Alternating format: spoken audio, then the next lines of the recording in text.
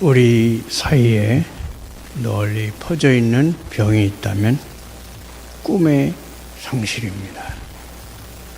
미국이나 유럽, 아시아 그리고 우리나라를 한번 살펴보십시오. 우리나라 젊은이들도 헬조선, 헬은 지옥이라는 말입니다. 지옥과 같은 우리나라라는 말입니다. 우리나라는 살 소망이 없는 곳이라고 말하는 것입니다. 우리 가운데 무서운 치명적인 병이 있다면 그것은 꿈이 없다는 것입니다. 소시민적 만족감으로 사는 사람들이 너무 많습니다. 자동차나 해외여행이나 휴가나 돈이나 쾌락이 인생의 전부처럼 생각하고 사는 사람들로 가득 차 있습니다. 예수님은 바로 이런 종류의 세상에서 슬기로운 처녀들처럼 살기를 원하시는 것입니다. 기다릴 뿐 아니라 그의 오심을 준비하고 사는 삶을 살라는 것입니다.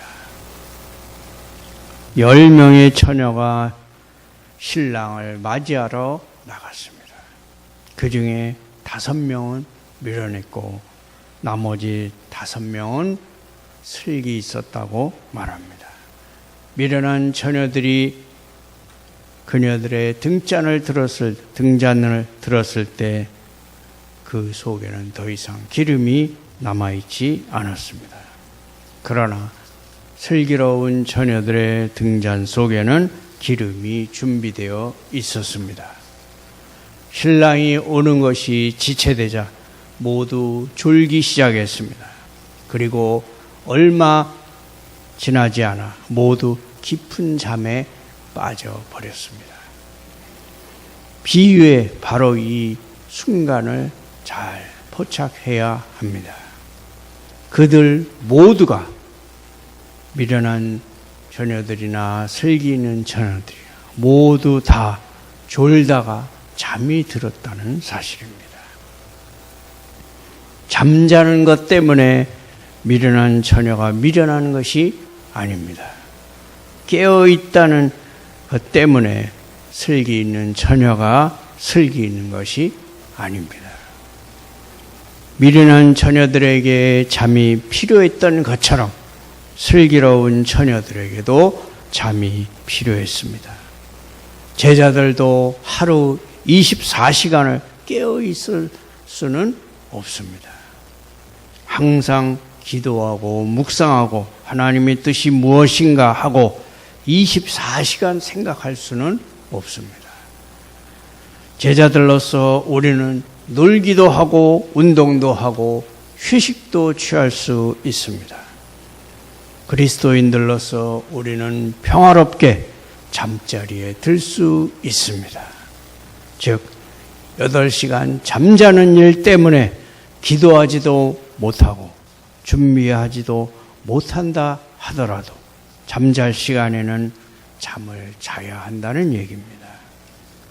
좌우간 모든 처녀들이 다 잠에 골아떨어졌습니다.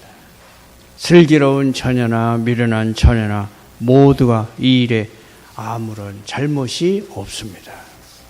문제의 초점은 오랫동안 기다린다는 데 있습니다. 10처녀 모두가 오랫동안 기다렸습니다. 그런데 미련한 처녀들은 오랫동안 기다리는데 익숙하지 못했습니다.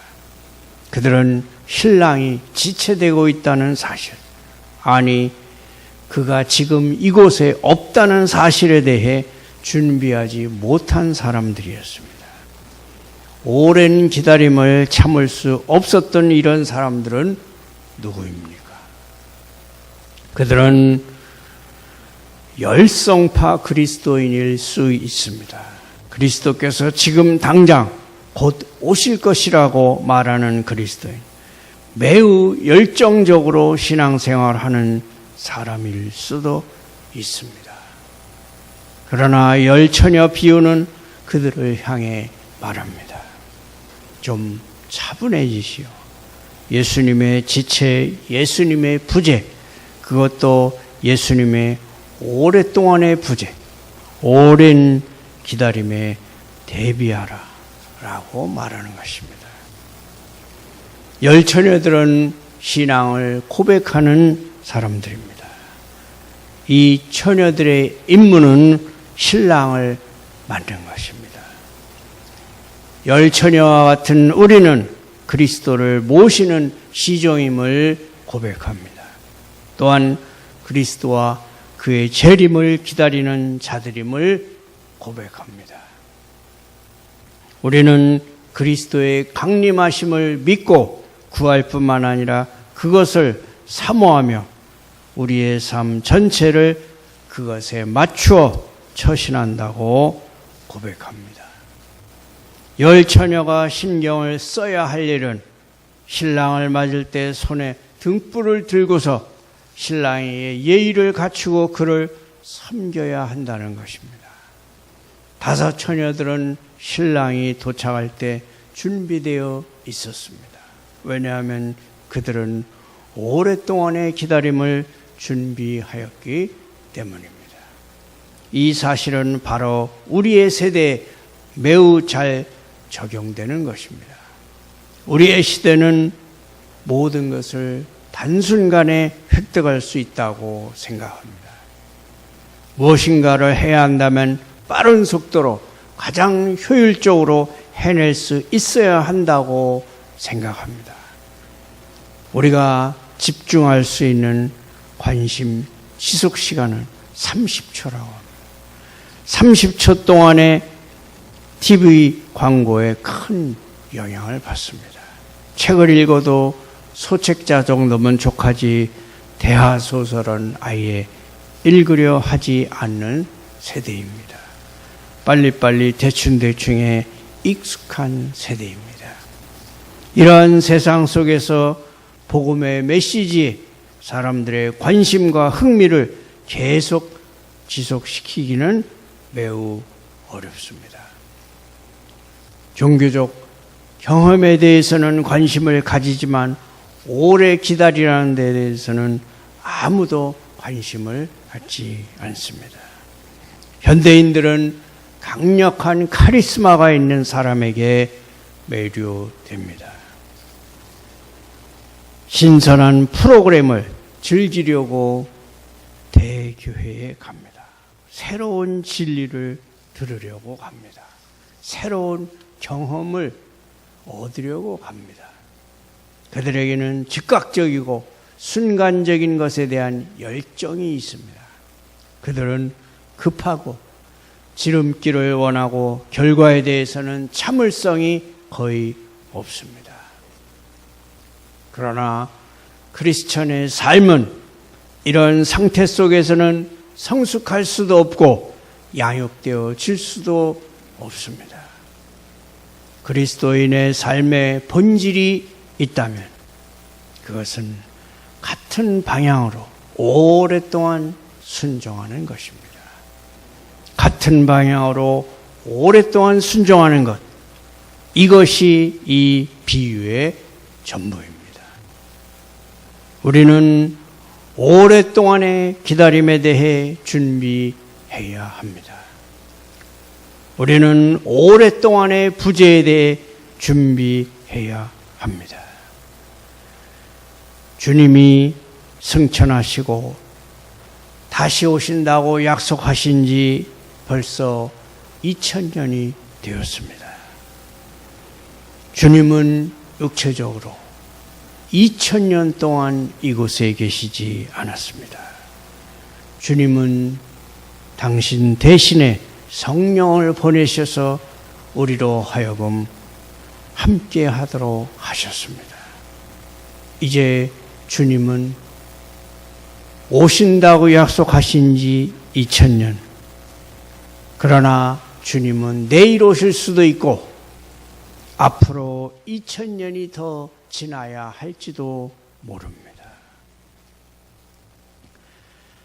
우리는 슬기로운 처녀들의 삶의 방식을 채택해야 합니다. 슬기로운 처녀와 미련한 처녀의 비유는 역사의 마지막 순간에 일어날 것에 관한 것이 아닙니다. 이 비유는 현재 우리의 삶에 관한 것입니다. 우리가 지금 어떻게 살아야 하는가에 관한 이야기입니다. 신랑의 오심이 오랫동안 지체되자 모든 처녀들이 다 졸며 잠들게 되었습니다. 이 비유의 대조는 잠을 자는 일과 깨어있는 일에 관한 것이 아닙니다. 준비되어 있는가, 준비되어 있지 못했는가에 관한 대조입니다. 우리는 잠을 자면서도 준비될 수가 있고 잠을 자면서도 준비되지 못할 수가 있습니다. 3절에 보면 미련한 처녀들은 등을 가지되 기름을 가지지 아니하였습니다. 그들은 잠시 동안 등을 밝힐 수 있을 만큼만 기름을 갖고 있었습니다.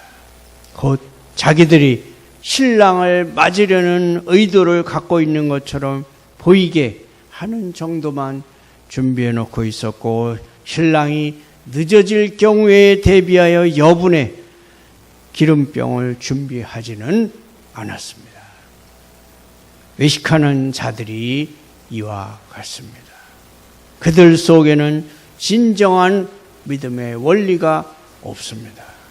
드러내 보이기 위하여 손에 등은 갖고 있으나 마음속에는 현 세상에서의 섬김과 시련을 통과하기에 필요한 건전한 지식, 뿌리 깊은 믿음, 그리고 확고한 의지가 없었습니다.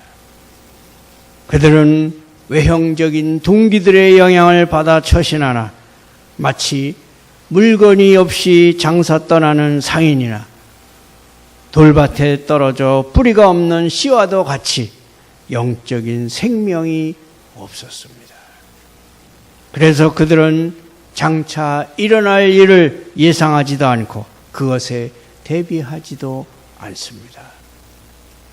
그들은 지금 보여주기 위해 등은 가지고 갔으나 나중에 사용할 기름은 가지고 가지 않았습니다. 이처럼 생각 없는 것이 많은 형식적 교인들을 망치는 것입니다. 그들의 관심은 온통 지금 함께 교류하고 있는 이웃들에게 자기 자신을 돋보이게 만드는 데 있고, 나중에 그리스도 앞에 서게 될 것인데도 그리스도께 인정받는 일에는 전혀 관심이 없습니다.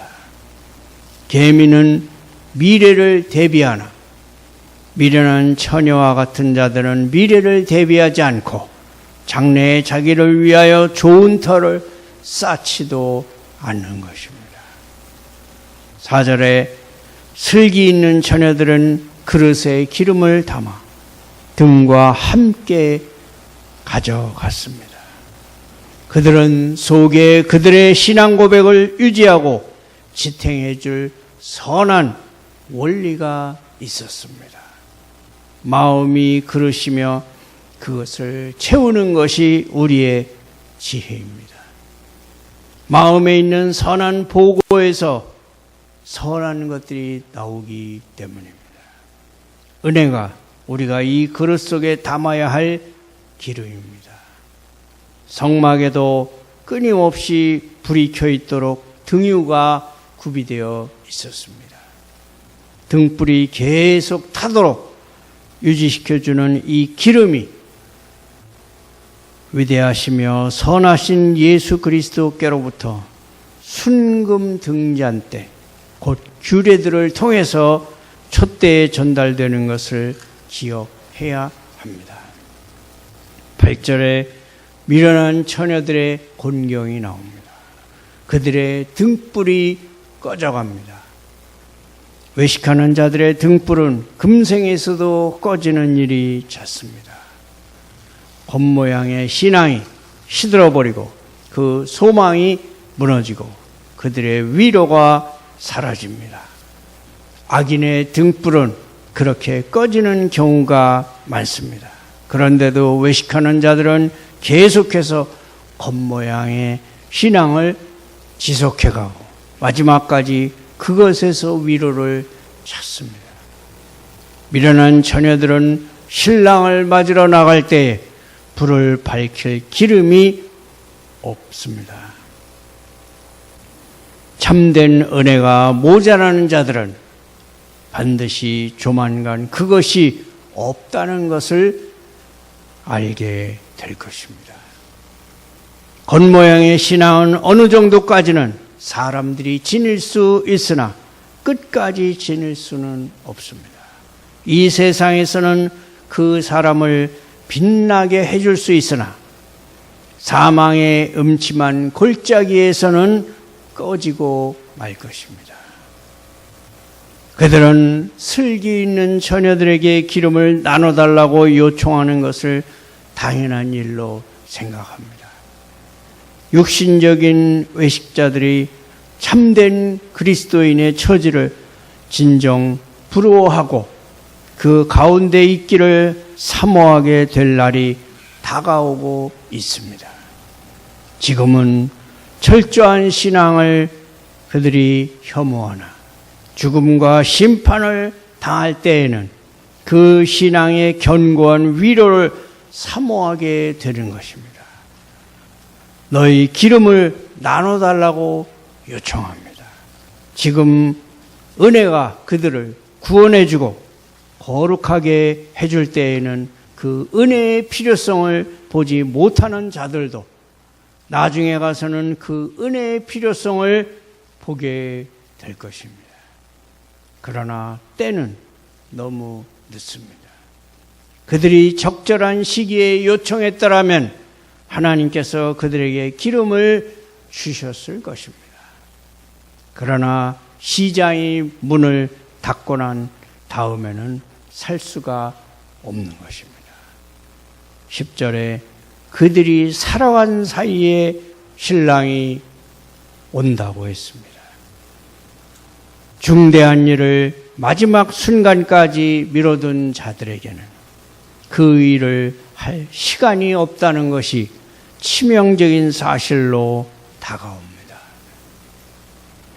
은혜를 얻는 일은 시간을 요하는 일입니다. 급하게 서둘러서 되는 일이 아닙니다.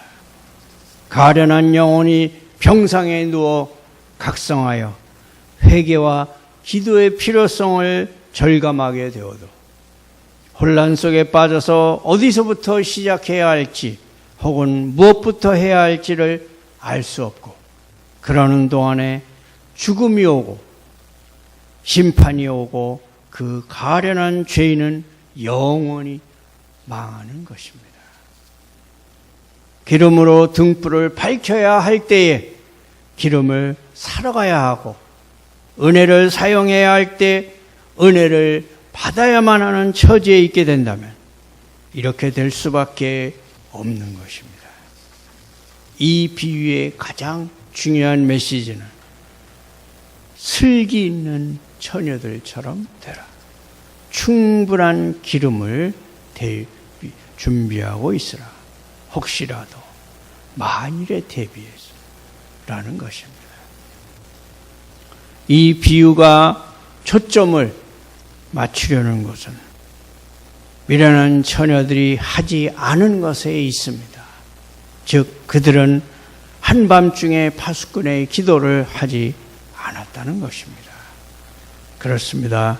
우리가 이러한 파수꾼의 기도를 드리지 않으면 우리 주위의 세상은 점점 더 어두워질 것입니다. 어둠에 잡혀 먹히지 않도록 조심하십시오. 기름이 곧 은혜가 계속 공급될 수 있도록 하기 위해서 우리는 훈련된 기도의 사람이 되어야 합니다. 왜 그리스도에는 기도가 필요합니까? 하이델베르크 요리문답은 말합니다. 그리스도인은 기도가 필요합니다. 왜냐하면 하나님은 오직 계속적으로 기도하는 사람에게만 그의 은혜와 성령을 주시기 때문입니다. 이 대답은 기름 공급에 관한 문제에 빛을 던져줍니다. 충분한 기름을 공급받는다는 것은 계속적으로 기도한다는 것입니다. 이것은 우리가 하고 싶을 때만 기도한다는 것이 아니라 오히려 훈련된 모습으로 기도한다는 것입니다. 마지막 순간에만 등유를 빌릴 수는 없는 법입니다. 깨어 근신하는 기도의 훈련은 마지막 순간에 얻어질 수 있는 것이 아닙니다. 우리는 그 날과 그 시간을 알지 못합니다. 그러므로 우리는 은혜 가운데 깨어 있으시기를 축원합니다.